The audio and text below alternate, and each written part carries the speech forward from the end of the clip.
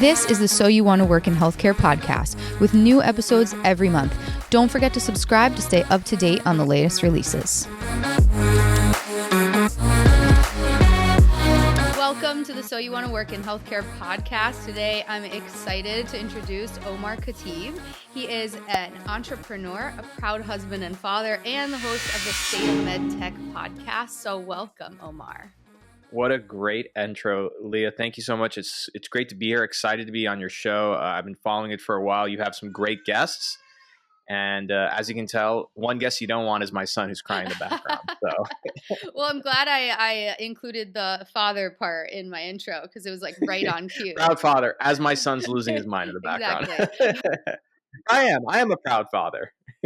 So I just have a little disclaimer. This is not medical advice, and the views here on this podcast are not the views of my employer. So just had to throw that out there. So I always start with why medicine? Why did you get into healthcare? Your answer I know is going to be a little different. You're actually the first non-clinical professional that I'm interviewing, which is exciting. But I know that you started in med school. So tell us why you wanted to go to med school, I guess, and then we'll get into the change. Yeah, I'm a first generation American. My dad's from Iraq, my mom's from Turkey. My father was a general surgeon with his own private practice. So growing up, seeing my dad in the heyday of general surgery and private practices like 80s and 90s, where I was like, he runs his own business, he's the chair of surgery at a hospital, all these things. I was like, man, being a surgeon seems like such a great idea, including all the respect you get and everything. And it's one of those things at the moment, I think it's like lawyer, doctor, engineer, that if you mention any of those three, most families are just not going to question it, and everyone just encourages you. So that's really what got me into medicine. And I guess for me, I loved biology growing up. I loved science, and so that's kind of how I got into medical school.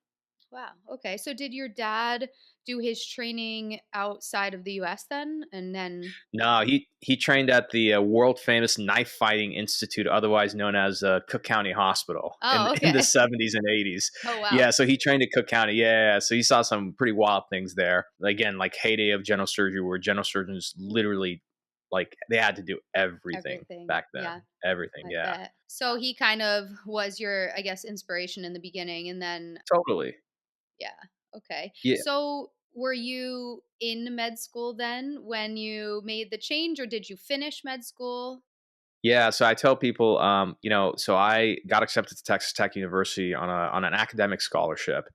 Spent about 3 years there. I repeated my first year, and it's one of those things where I think it was the first time I think what gets you a lot of times into medical school or into healthcare, because going to nursing school, like it's extremely competitive, no matter which one you pick. It's usually ego, right? Your ego's pushing you and gets you to work those long hours. But once you're in, a lot of times we don't listen to our intuition. That was the first time my intuition was like screaming, like, this is not for you. I tell people I don't have an MD. I just got the M, and I, got out before I ended up with the doctor part. So I left right before I was going to take my step 1 exam. Okay. And my father was like the most supportive person, which is to this day really surprises me. Just because I'm firstborn son. We had like dreams of me graduating, going to surgery. Maybe we practice together and stuff. And so he was extremely supportive of that. Oh, that's great. That must have been a relief. Yeah, no, totally. But I think one of the things, and we kind of talked about like the idea of changing your career, is that when you go into healthcare, because of how much we put in work wise, we obsess over it. We have to do it's not like, no offense to any other profession, like, you want to be a lawyer, you go take the LSAT, you get into law school. To get into healthcare, you have to not only score high in your grades and everything, you have to volunteer. You make it your identity. And so when you change careers, part of the reason why I think a lot of people don't shift in healthcare or change their careers, and it was very hard on me, is that your identity gets wrapped up in it. So then for the first, I think 3 years out of medical school, I kind of had this, I was depressed because I had this identity crisis where, I had this unearned respect. You tell people, oh, I'm a nursing student, I'm a medical student, everything. Immediately people equate that with something in their head. Once you leave, and that's no longer your identity, and that's the identity I had from the age, I don't know, 8 years old. I'm going to be a surgeon. I'm going to be a surgeon. Now I'm a medical student. Now that's gone. I didn't know who I was. Yeah, I mean, must have been hard. I guess my question is, I know that there are probably a lot of people in your position who might not even ever admit it and might just go through with it because they feel like they have to. But was there one specific thing that made you feel like it wasn't the right move, or did it all overall just feel like, my passion's not in this, it's somewhere else? Like what was it that made you say I'm done? I think what happens in life is your intuition, which you can call it a gut feeling, never pushes you. It's like a very subtle nudge, which is why when we have to listen to our intuition, it's really scary because like there's like no details, there's no nothing. But when you get to a certain point where your intuition is literally screaming out loud, like something is off, you're out of character. And I think for me, when I was in medical school, I loved seeing patients. I loved it, but there's something about the process and everything, it just wasn't working for me. Like a perfect example, I was like an average student in medical school. My classmates who were the best studied for the exam. I did not study for the exam. I would literally go and read very deeply so I understand physiological processes. How do I do this with the patient? Everything.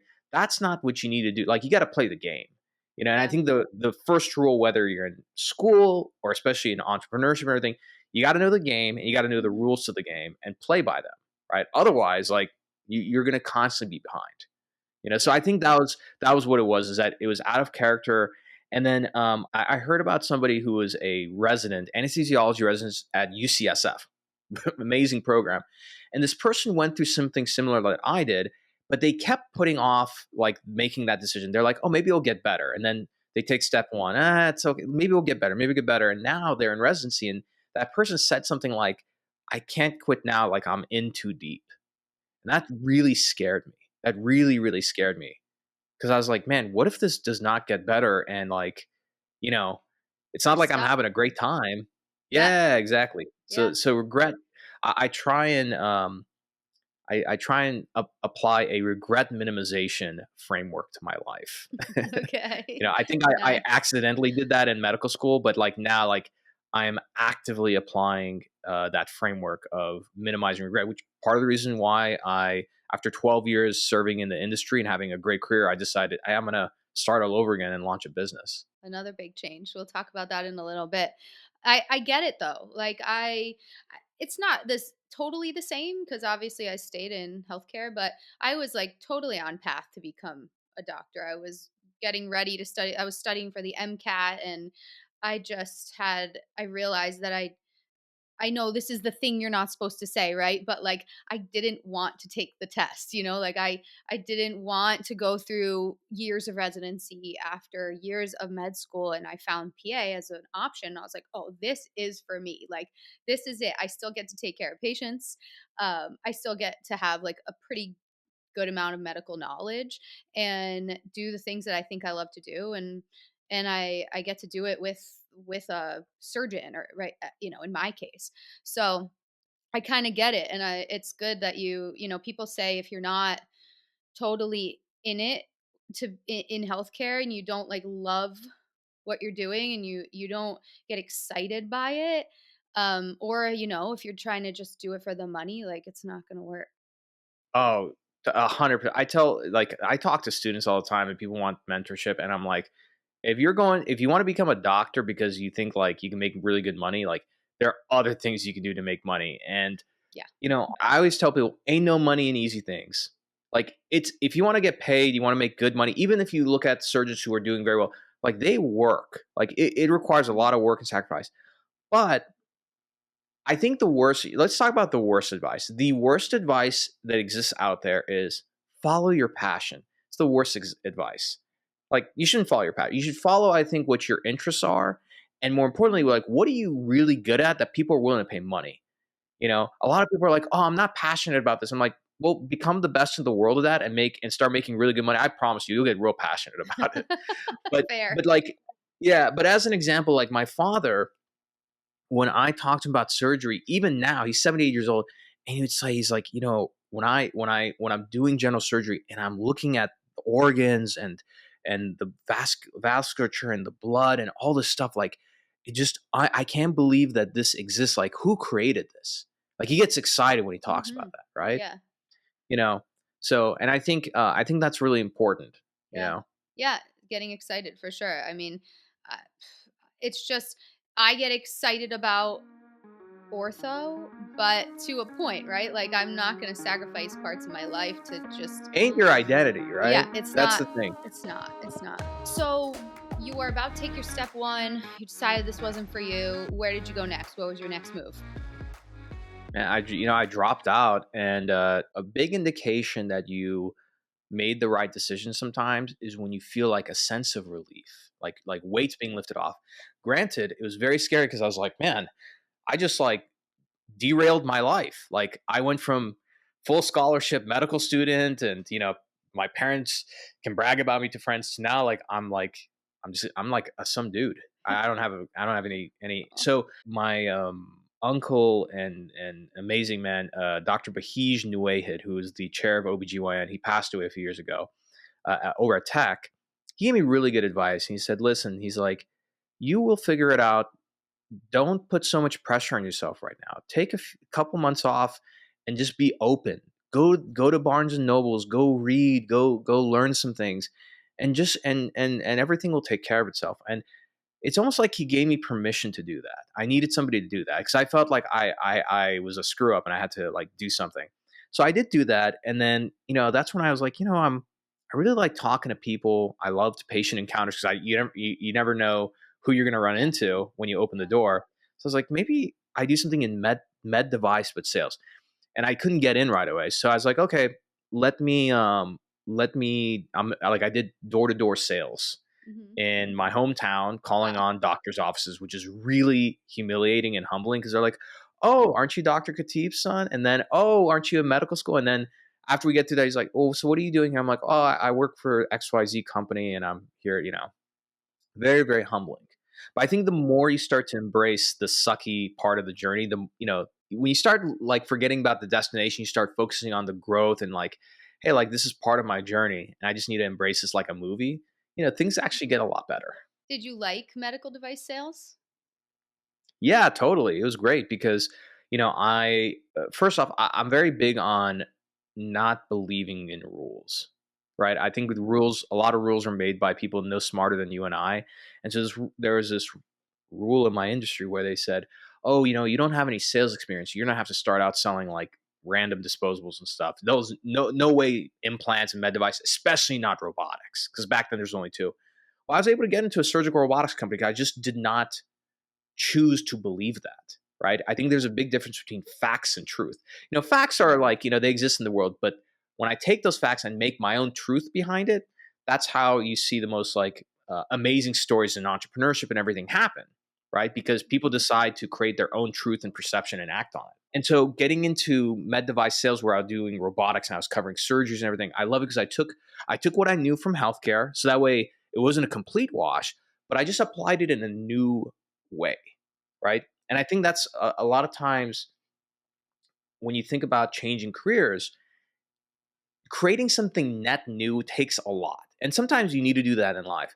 But a lot of times it's better to take what you've already built on and skill stack and say, if I put these skills all together, maybe if I bring them over here, it can work Yeah. really well. And just try that way, you Yeah. know? Yeah. It's smart.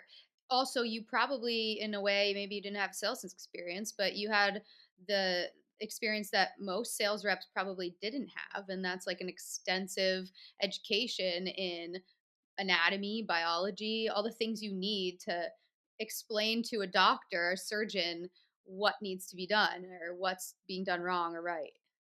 Yeah, well, so I'll say this is that not every rep is like this, but I worked with the best of the best in the industry. There are reps that I personally believe know more about a procedure and the anatomy and everything than the doctor. And they're Oh, really, really, really 100%. good.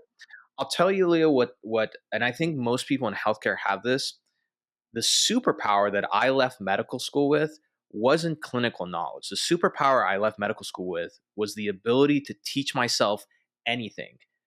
I don't know, I can't speak to nursing or PA school or anything else, but like in medical school, the very first 2 years, no matter where you're at, you teach yourself medicine. Yeah, you have some faculty lecturing. You really teach medicine. Like I have Yeah. Harrison's Internal Medicine, Guidance Physiology, Robbins Pathology back there, a few more. Like, I read those books and I had to teach myself medicine just like my classmates. So when I left, getting into the business world, I was like, man, what books do you guys read? And they didn't really have many answers. So I just went and I taught myself a lot. And so I was just doing what I thought was normal. Like, oh, like I'm in a new field. I got to read the texts and apply the frameworks and everything. And so then out of the blue, within a year, management in my company heard about this kid in Texas who's amazing at marketing and market development, right? All I was doing was reading books on marketing and strategy and applying them, you know? Yeah. So I think that's a big superpower for people who work in healthcare, which is we learn how to take in copious amounts of information, apply it constantly, right, in a very high stress environment. I think that's a superpower a lot of people don't realize. I mean, think about some of the exams that you have to sit down and study for. Like, those aren't easy exams at all. No, so much information at once. And yeah, it's so true. I never even thought about that. Like, it's just obvious that if we're going to go into a new field or learn something new, you read about it, or you research it in some way, right? So, Exactly. And I'd say reading really is a superpower. If you look at, actually, yeah, three people come to mind: Bill Gates, Warren Buffett, and I think Mark Zuckerberg. Even when they were asked, like, hey, if you were to have like a superpower, what would it be? They all answered like the ability to like just read a lot faster.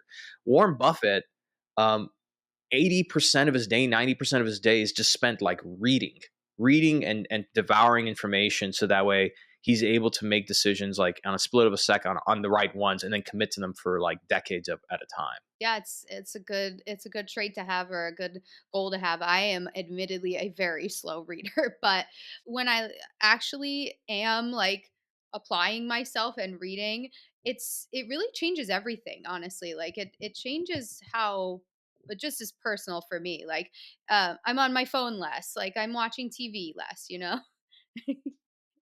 So, you good? Yes. my my son, I tried to do that as slick as possible. My son Okay. was walking on the side of the house, so I just went and closed the window. Okay. But Sorry. no, You're like, like, I knew it had to do with a kid. Yeah, reading fast would be a superpower I would love to have for sure. go to YouTube and YouTube my name, Omar Khatib, how to read fast. I have a YouTube channel that was a book show, and I'm on the main video is literally how to actually read. So I took all the books I read on speed reading and everything, and actually came up with a format that like makes it easy. And I think the key to reading books is knowing that at least nonfiction books, business books, 80% of it is garbage. So really applying Pareto's principle of 20% of that book is going to give you 80% of the yield. So the key is how do you find that 20% and getting really good at just flipping through books and knowing how to read them and get the information you need.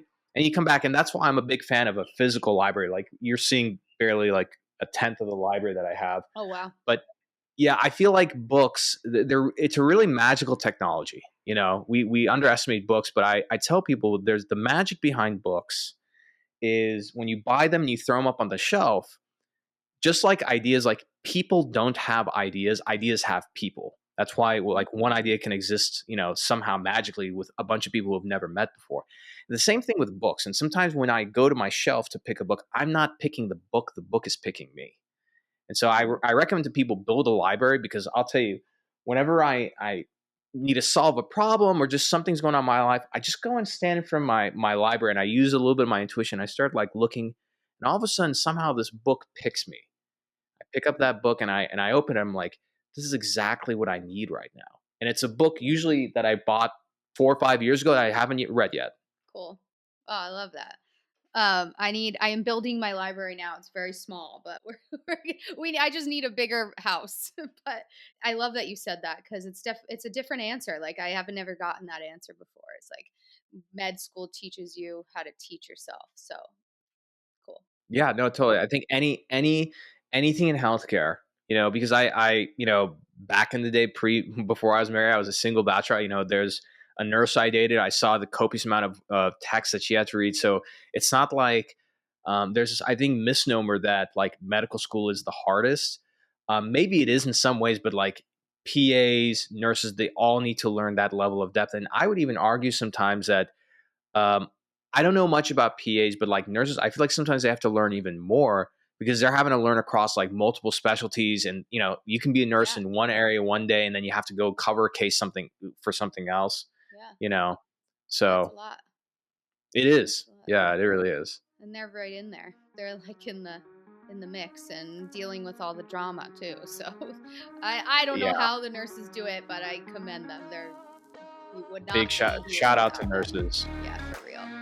All right. So how long did you stay in medical device sales? And what did you start with? Like what specialty were you in the beginning? Yeah, yeah. So I think I've always been in medical device sales. I just changed my title. So when I was an actual rep, I was a rep for almost 2 years, like a year and a half.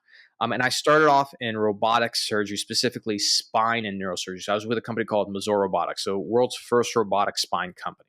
And then I got promoted into marketing, which for me, a lot of marketing in med device is product management, which is not marketing in my mind.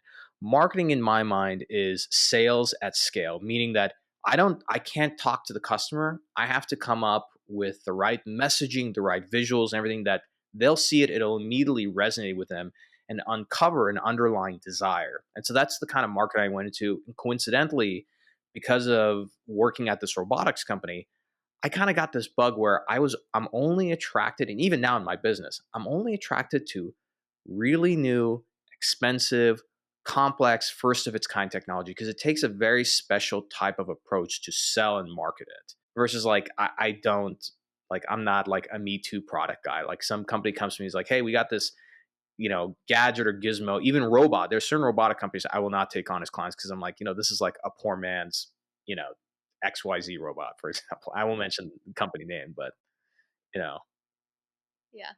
I get it. I get it. How long were you in sales and marketing before you decided to make another change and start your own company? my W2 med device career lasted about 12, 13 years.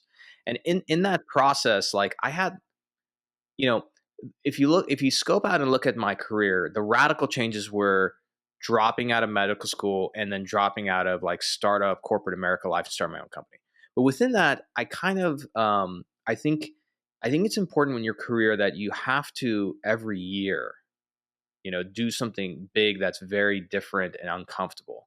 Because then you start normalizing it. And I think that if you look at evolution, it's not necessarily the organisms that are the fastest or strongest that survive. It's usually the ones that are most adaptable, right? Which means you handle change. And so I worked in a startup environment where there was always a lot of change. It was chaos and everything. That became normal. Like you have to get used to going to bed with fires going on around you. It's a certain type of person that can do that. And so within my own career, I made a lot of radical changes. So I went from marketing manager to deciding, hey, I'm going to be the first like head of growth marketing in our industry, which is more something that's more of a tech terminology. And I sort of introduced that to the entire industry 5, 6 years ago. And finally now, like I have some proteges and then some other people who are taking that playbook and like making growth a thing in medtech. So yeah, that was kind of a long answer, but essentially it was 12 years, and that's when I decided to start my own company. Okay, cool. So and what made you want to start your own company? I mean, it sounds like it was what you just were speaking about, but Yeah, it's like starting your own company is just like getting married and or having a baby. There's like never a good time to do it. yeah. And again, something I want to recommend to your listeners, and let me see if there's a book that I recommend called "Living in the Light" by Shakti Gawan. That I read a lot of books. This is one of the books that's changed my life, which teaches you how to actually train your intuition, right? So because of what happened in medical school, that was such a traumatic thing. I said I can't make a decision like that again, right?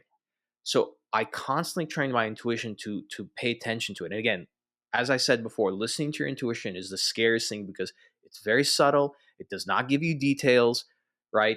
But it's the right thing to do. But following it is the scariest thing to this day.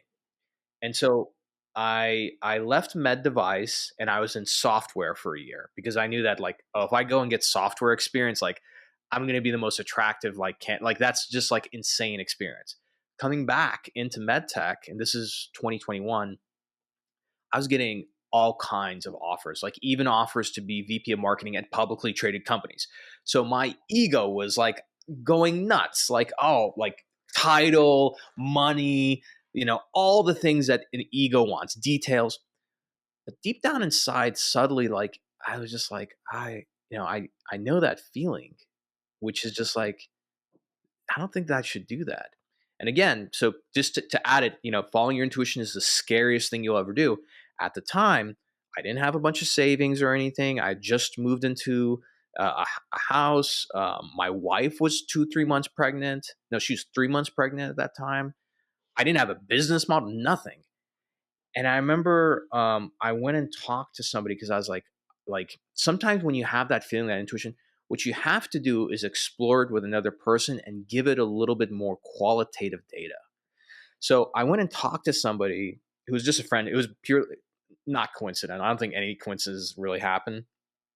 And he said, "Hey, he's like, Omar, you've been going hard for like over a decade. Like you haven't taken a break. Why don't you just take a break for like 4 or 5 months and just like consult or something?" I'm like, "Oh yeah, I could do that." And then that's when I started talking about it and verbalizing it. So you gotta. That's why the First Amendment is so important in this country, because when you speak, that's what articulates and creates thoughts in your head, right? And so those vibrations that came out of my mouth into my ears and into my wife's ears, about like, yeah, I think I should do this. And I was like, but if I'm gonna consult, I gotta market myself. And I've never been able to market myself ever. Like now, like nobody's holding me back. My wife, she's like, you should start your own business. Like I've told you, you should always do that. And I remember how scared I felt because we're not like in the summer thing. This is in November. So holiday season, like this is a terrible time, right? Yeah. And so I followed my intuition, and in my mind, perceptually, I just knew that I was like, you know what? And this happened before in my life where I started a business, but I didn't really commit. I said this was a burn the boats moment because I was like, I got a baby coming in May. I was like, I need to make this work. This is my one chance. And I kept thinking about my soon to be son. I was like, am I gonna like not do this? And then my son's 18 years old, and I'm gonna tell my son that, yeah, your dad was a coward because I was afraid to start a business because I was afraid to incur some debt. I didn't know how to get health insurance, like nonsense like that. So I decided to go full force. And in December, I just dedicated the month, kind of like what Dr. Nuaid told me when he was alive. He said, just be free and open, just kind of be. So I just explored for December. I was like, my goal right now is just, I'm going to read, I'm going to talk to some people, explore, and just kind of figure out like, okay, what's the first step? And then that led to me getting an idea of like, oh, I'll launch a course. I pre-sold that course. I didn't even make anything. That put I think maybe 4 or 5 grand in my pocket from one webinar, right? Gave me some encouragement, like kind of, got me some momentum, and there were definitely hills and valleys since then, but that's essentially how I started. And I spent a lot of time explaining that because if your listeners replay this and listen to that, there's a lot of insight there that they have to pay attention to in themselves when it comes to when is it time to change a career? Because the time that you should change it is the time when it is most scary for you. It's not this easy, oh, I'm just going to like ease it. It doesn't exist. Whether you believe in God or the universe, great things in life are given when you have to go through the fire, like the fires of hell first. Yeah. And that's usually like within yourself. I believe it. I believe in that so much. And just not myself because I don't have kids, but I do see a pattern here where, like, I have some friends and colleagues who made a change, a really risky change, either when they were pregnant or their wives were pregnant or they just had a baby and everyone was like, you shouldn't do this right now. But it like lights a fire under your ass.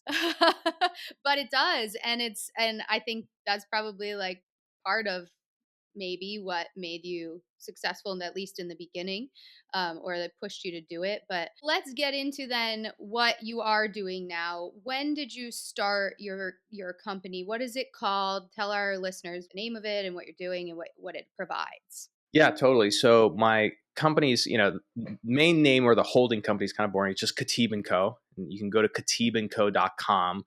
And essentially there's two parts of it.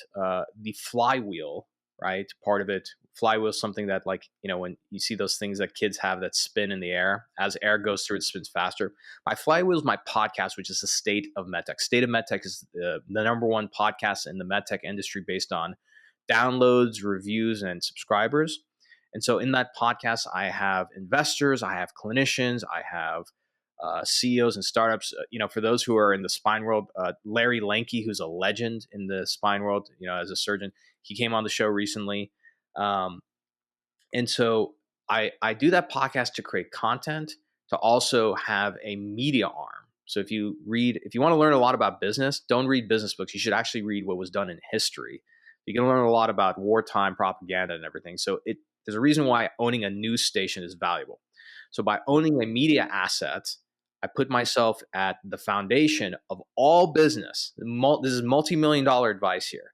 If you look at the pyramids of Egypt, that foundation is unmovable. That foundation of business is attention.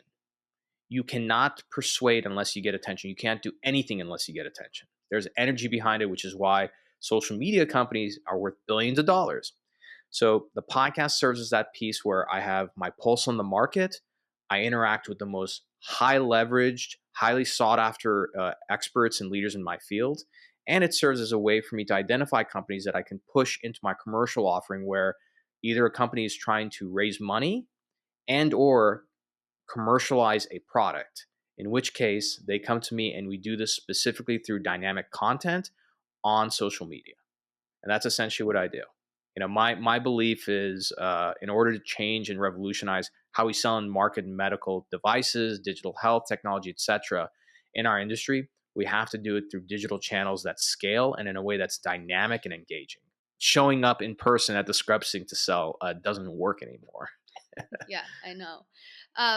So or what kind of company would be like a typical client of yours? A medical device company or one of these kind of tech startups? Like I've done work with one of a startup and called MyCare, and they do like wearables. Yeah, anybody which would qualify as B2B, Okay. so business to business. So Yeah. a med device company, biotech, digital health, if they have to sell to clinicians, that's what my company does.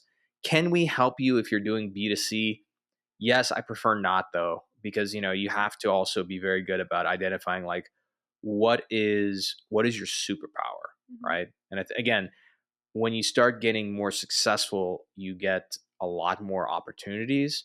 And I think the key to wealth and success in life is also learning when to say no and to start getting very, very good at it. Yeah. You know, Hmm. I've learned that the hard way. So we all yes. have to learn it the hard way, right? Yeah. You know, Yeah.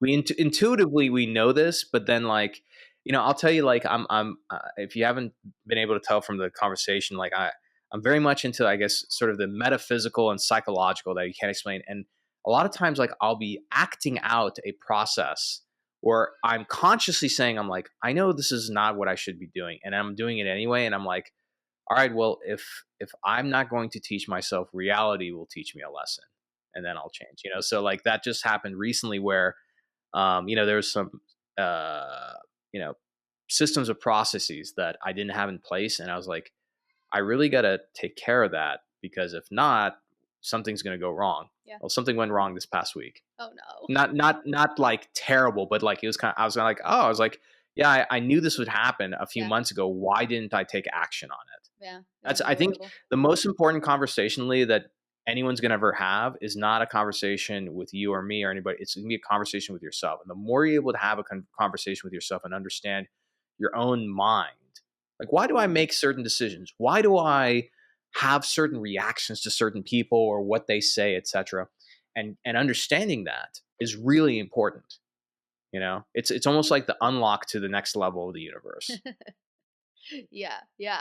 I think a lot of the same way as you, where it's like something happens, it happens for a reason. There's something behind it, like you said, whether it's universe or God. But yeah, I'm loving all of this insight you're giving us here. I'll just make a quick comment on that. But like, if you look at, I'm looking up on my shelf. So like Viktor Frankl's Man's Search for Meaning, where this guy was literally in an Auschwitz Nazi concentration camp, right?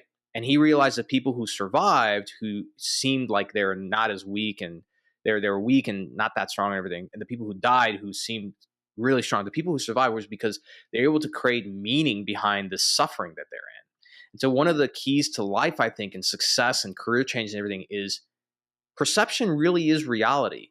Like you get to decide what this means to you. Like at the end of the day, I have no control of what's going to happen outside in that world. I have no control in my own house to some extent, because I don't have like full autonomy over like all these people, Yeah. right? Only thing I have control, yeah, the only thing I have control of is my own mind and taking this qualitative data that's occurring in my reality and saying, well, what do I want this to mean to me? So in my first year of business, when revenue was going great and everything, but then I hit some hard spots, I could have interpreted that as, oh, you know what? And this is when the ego really comes back to get just like, you were never good enough. Like you should have taken that job. You should have done this and everything. See what happened now? The ego is the first thing to turn on you. Or I reframed it as like, you know what? This is happening because this is part of the come up. If my life is a movie, no movie is interesting where it's like, oh, Omar Khatib decides to quit corporate America and start up life and start his own company and then make millions of dollars. Like that's a boring movie. There's got to be some turns, right?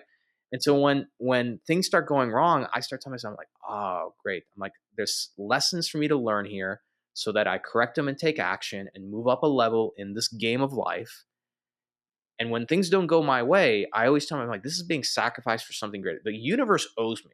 So anytime stuff really hits the fan, I'm like, that sucks. Got to figure out like how to fix that. I was like, but the universe owes me something now. And whether that's true or not doesn't matter. It's the way you think about it. Exactly. Yeah. That's exactly right. That's all we have control of. Yeah. You know? Yeah. Somebody that was on my show who I would love for you to have him on. I'm happy to connect you. Is Dr. David Vago, who's the pioneer of contemplative neuroscience out of Harvard. He talks a lot about this concept. Yeah, I'm so into that stuff. Real quick, I just want to make sure I didn't miss it. After med school, did you take any other courses or get your MBA or go back to business school, or did you kind of just like figure all of this out as you were going, reading all of It's a your great books? Great question. I did not go to business school. I didn't get an MBA.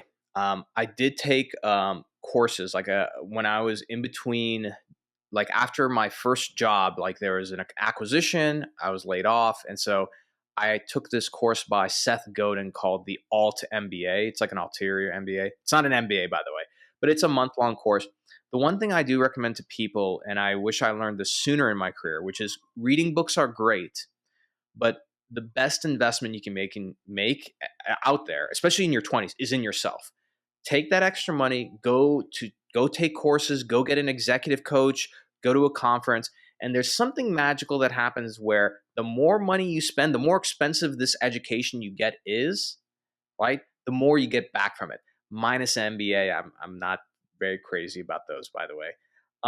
Depending on what you're doing. If you're going to go work in corporate America and you want to like climb the corporate ladder, sure, get an MBA. It's going to help you out a lot. But even an MBA, when I surveyed all the people I know who went to Stanford, Harvard, and everything, the value of the MBA isn't the education. The value of the MBA is the network you get. And I decided not to pursue. Yeah, I decided not to pursue that because I'm the best networker around. I know literally how to make friends with anybody. So I was like, I don't really need that MBA. There's a lot of value in it, by the way. I don't want to dismiss it, but it was not for me. So I do want to encourage people like, yes, definitely read books, but you're so much like, I think spending 5 grand or 10 grand to work with like an expert or specialist, even for like 2-3 months coaching wise, shortcuts your way a lot. That's the only time traveling mechanism I can discover these days, which is you can, go figure something out on your own. And I'm a pretty smart guy. Or you go pay somebody and they teach you all these things over a weekend. And now you've just bought back like maybe 6 months of your life Right. just in a weekend. Yeah. You know, Yeah. this is why, like, just a side note as an example of what I mean by this. There is an entrepreneurial mastermind that I'm a part of where, every week they have a Saturday call. There's like a little portal where like courses and stuff are uploaded. And then every quarter they meet in Miami for a weekend. Okay. Pay $1,500 a month for that. Okay. And a lot of times I'm not like learning anything specific. A lot of times it's literally just the energy of talking to these people and interacting with them so that I look at my business in a different way. Sounds like a lot of money, but I understand why it's so worth it. I mean, even when what was that app that came out during COVID that like took off, and now I feel like nobody Clubhouse. talks about it. Clubhouse. Yeah. I loved being on Clubhouse. It was like that outlet. It was just so valuable, like the information It I was was. getting from strangers, and I loved it. I don't know, is it still around? Are people even Yeah, it's on still around. It Clubhouse kinda took anymore? it took a big face plant. What I Yeah. would say is, like, there's a lot of value, and again, if you look at history, they did stuff like this, where they do, like, quote, unquote, "masterminds." But it's like I see it as me being part of a professional country club. Mhm. It's part of the reason why people love country clubs. Like, it's like, oh, why do rich people love country clubs? It's because when you're there, you're with other rich people who make a lot more money than you, and you hear something, you're like, oh wait, like that's how you make more money this way. Like a lot of times, like you know, it, it just takes a simple conversation, and I think that the world, God, universe rewards you the more vulnerable you are. So in this group, we are very open about money. How much are we making? How much have we made, etc. The more open I've been about my numbers, which again, there's people in this group who are like, I'm the second oldest guy in there. These everybody in this group are in their 20s, and some of these guys are making, you know, like there's a couple of brothers in there. They're 25 years old. They do about 6 mil a month, Wow. right? But being open with those people and saying, hey, like, here's my business, here's what I'm doing, like, what's your thoughts? And they'll identify something where I'm like, I didn't think about that. Like something very simple. And so I think the more curious you become, where you're very aggressive about seeking knowledge out, and more importantly, I don't care about my emotions or how it makes me feel. What I care about is the truth, right? Right? And sometimes all you need is just to be given a different perspective, and you just take that little perspective and add it to your mental model, and now like the world is different. And then I think that's part of the reason why maybe consciously or subconsciously you started this podcast, which is kind of bring those perspectives of like healthcare and different career changes and everything, because sometimes it just takes one sentence to kind of flip an idea on its head, and now like you're almost like a different person because you're acting differently in the world. Yeah, it's so true. And it's true in all aspects of life. Like you can be having this one way to think about an important aspect of your life. And then you have a random conversation with a friend you haven't seen in 10 years. And you're like, how did they just say the same thing, but in a slightly different way? And now I like my mind is blown, you know? It just takes that sometimes. Yeah, and sometimes, I mean, that's why I love reading books, is that there'll be one page in a book you'll find, and it's all you need. And that's kind of the magic, I think, of continuous learning and education. And it's a great time to be alive because look, you can go and download chat gpt into your, as an app on your phone, and go get one of the gpts that are for certain books or certain ideas or whatever, or you can make one and upload pdfs. Have a conversation with like chat gpt 4, and then like that'll really blow your mind, because then it asks you questions. You're like, oh, I didn't think about that, you Huh. know. I have not had a conversation with ChatGPT yet. AI scares me. I'm like, I love it and I hate it, right? It's so helpful, but at the same time, I'm like, oh, is this going to be the end of us? Nah, I don't think so. Look, I'll make this like crazy prediction. AI is not going to like directly make anybody like unemployed in the next 10 years, maybe That's even good. 20. Yeah. I personally believe that. We talked about your podcast and it sounds awesome. I did listen to a couple of tidbits of an episode, but I have to listen to a bit more. What I ask everybody is what they love about what they're currently doing or their current job, and what they don't love about it. So, what do you love and hate about what you're currently doing? I love and hate that question. Um, okay, so I'm gonna play along, and I'm gonna give an answer. I guess what I love most about what I'm doing now is that, uh, granted, is it's financially better for me, et cetera, et cetera, et cetera. It gives me the most important thing, which is freedom. I think being an entrepreneur, and especially, I'm not a venture backed entrepreneur, meaning that nobody's given me money. Like this is all my money, or I've taken out a loan from the bank and stuff, whatever. But it's all about freedom. I don't know, like I made a dumb decision last year that cost me $10,000, right? Yeah, I'll make 10K back. That's not a problem. What I don't get back is my time. And so what I love about what I do is that literally, even though like there's a little bit of an interruption, any given day, I spend more time with my son in between meetings, just like, I'll take him out to play or go for a quick walk or just, see him in the hallway. Than most people see their kids in a week. I could spend quality time with my wife. I could do whatever I want, whenever I want, with whoever I want. So I think that's something that I love. I'm very, very grateful for that. I worked hard to get to that point, but I'm grateful for that. What do I hate?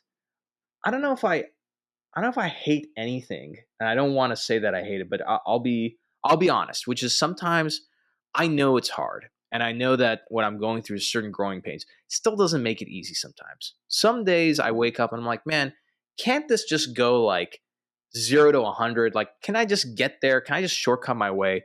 And whether it's God or the universe, it's just not like that. As I always say, like, ain't no money in easy things, you know. And on the same token, there's no fulfillment in easy things either. Like, you want a great marriage, you want great relationship with your children, you want a great career, you want a great friendship thing. It takes work, it takes pain and suffering, it takes reflection and growing pains. And so sometimes that's the part where I'm like, can it be just a little bit easier? Can it just like, can I just get a break? Yeah. Um, but again, this is where that's the ego. The ego is never going to go away. I think it's important to know why the ego exists and feed it what it needs. But this is where it becomes more obsession with the destination, right?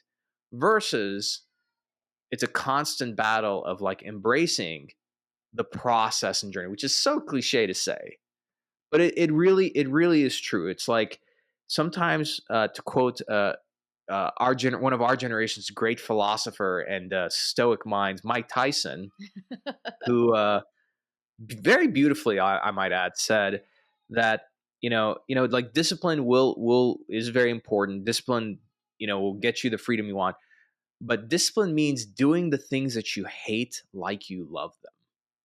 You know, and I think that we're all like serving again if you want to see this as a theological or metaphysical thing, like we're serving as our own symbols to our immediate friends and family. So it's almost like to my wife and to my son, I serve as some symbol in this house. And so even the days that suck, like you know, I have to keep it together. I got to keep going forward and pushing. And that doesn't mean I don't have bad days and I'm not human, but as a my responsibility to my family as a husband, as a father, as a son, is that I have to show strength and wit and humor and all these things. And on days that I can't do that, it's not on me to go and like throw my dirty laundry on the floor, for my wife to handle. Sometimes I need, that's where I think, again, this is going to sound sexist, but I think it's true. I think men are really bad about this, which is like going to other men and opening up and saying, hey man, like, I'm having a really bad day. Like I don't think I'm being a good husband. I don't think I'm being good at this or that. Like, what should I do? Hmm. A Yep. lot of times they just kind of pent that up. Oh yeah. So, I know. yeah, that was a great question. It unlocked an answer. I don't know if you were expecting, but No, it's great. It's great. I'm loving this conversation. I do want to wrap it up with one more question. yeah, look, I'm on your time. I'm having a blast. So Awesome. And I feel like you've already given so much advice and so many little, like, great little nuggets. But ideas. I have no advice. I only have ideas to share. I can't. okay, I'm nobody to be giving advice. so I won't say advice then. So, what ideas would you give someone who's maybe struggling in PA school, med school, right? In they're in school, they're not loving it. What advice would you give to them to make that scary career move? And then what advice would you give to someone who's like an aspiring entrepreneur or to be in the position you're in now? Yeah, for somebody who's in medical school, PA school, and everything, it's gonna suck. Like it's just part of it, right? There's no getting around that sometimes. I would really explore why do you feel that way? And then, when you think in the future, like picture yourself, as a clinician, you know, like is that the life you want? And sometimes you just have to go look at the people, right? Who are living that life. So like for me, at one point I was like in startup world and part of it was starting to suck and I was like, oh, I gotta do this and that. Like I didn't like the politics sometimes. But I was like, oh, one day I get to be a VP, maybe even a CEO. But then I looked at those people's lives and I was like, man, I don't that none of that excites me. I mean, they're making more money and they got like, this title and everything. I was like, but they're on the hook for a lot more responsibility. And I was like, they're like Like my life is kind of hard now. I was like, they're getting calls on the weekends from board members and stuff. I was like, I don't think I want that. So I think the more curious, I recommend just being really curious. Um, but again, like this is the part that's hard, which is again teasing apart your ego from your intuition. So that's why I tell your listeners, go buy "Living in the Light" by Shakti Gawan. Read that book, okay? And bonus content, go to Spotify and look up "How to Stay Motivated" by Zig Ziglar. That audiobook saved my life. Listen to it 16 times. Get programmed in your head. That's going to serve you for life. So yeah, but for a lot of things, there's no way of getting around it. Just like it's part of it. It's like, hey, you want to like I want to get jacked. I'm in pretty damn good shape, but I want to get jacked. You know what that's going to take? It's going to take me like tracking my macros and like weighing things on a scale and like working out harder. That's what it takes. There's no getting around it. And then for your other question was like for entrepreneurs, my advice to them. Yeah, or aspiring entrepreneurs. Yeah, nobody knows what they're doing. Nobody knows what they're doing. So there's not like, you know, it's just again, like it's like having a baby. You can get advice from other parents, you can read books and everything, but you just got to have the baby, and then you'll figure it out as you go. But I think like in career, in entrepreneurship, in life, the best thing that you can do is just be aggressively curious about being about finding out, read books, talk to people, just be very good and be open about looking at things. And you have to get some point have a filter. Like I don't take advice from everybody, but I do take it into consideration, say, how does this fit into my model? Does it agree with what I believe is to be true? you know and so I think that's the best thing I can tell people, which is be curious. And like, look, it's 2024. The world has changed. So like, for example, a lot of surgeons reach out to me for advice, and a lot of times I tell them, like, look, like, you might hate your job, right? Let's say you're burnt out and everything. Don't throw the baby out with the bathwater. Maybe what you need to do is do something at night or on the weekends that you look forward to, that your job enhances. This is where a lot of surgeons, um, they work with me or they come to me for help because they want to like work with startups. And now, because they're advising startups and they're going to events and like getting involved in tech and everything, now their day job is great because it enhances their ability to do more of that, right? So now, like, nothing changed except their perception of it, right? So Right. that's what I would recommend. Cool. Yeah. I could really relate to that for sure. Just having something to look forward to in general, even if it doesn't involve medicine, like just something else. For me, it's sometimes it's social media and being creative, and sometimes it's just like playing soccer or whatever it is, but like, yeah, I think these are great ideas for our listeners, not necessarily advice. For anybody who listened all the way to this part, like you stayed to the very end, so I'll give you something like a nice thing to use, whether you're in school or not. I think LinkedIn is such a powerful platform. It helped me launch my business, so I think using it and using it effectively is important. I created a simple course you can go over through the weekend. I'm going to give it to you guys for free. It's like $200, Ooh, but use this code. So go to www.upgrademylinkedin.com. Use the code Omar's friend, and yeah, just go through the course and apply what you learn on LinkedIn. awesome. That's so nice. Thank you for doing that. Totally. I was just reading about your LinkedIn course right before this, so I'm glad you brought it up because I wanted to ask you about that. Awesome. Yeah. It looks like a great tool for anybody who has LinkedIn, which is probably most people listening to this podcast. It's insane how, again, it's not like the best social media, but I learned so much from it. And there's some like really influent, like, mentorship is big.